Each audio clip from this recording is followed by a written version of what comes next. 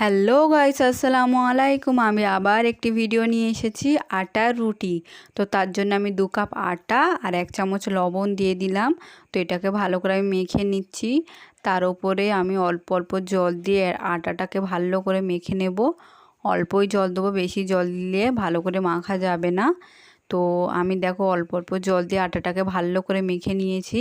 তো আটাটা মাখা হয়ে গিয়েছে। এটা আমি ছোট ছোট খাঁচ কেটে 10 মিনিটের জন্য রেখে দিচ্ছি।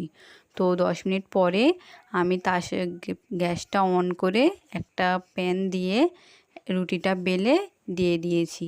তো দেখো আমার এপিট ওপিট করে সেঁকা হয়ে এলো। তো আমি এটা কাপড়ের সাহায্যে ভালো করে চাপ দিয়ে সেঁকে নিচ্ছি, তবে ভালো করে ফুলছে। তো আমার রুটিটা সেঁকা হয়ে গিয়েছে। আগে আমি মাংস কষা করে রেখেছিলাম।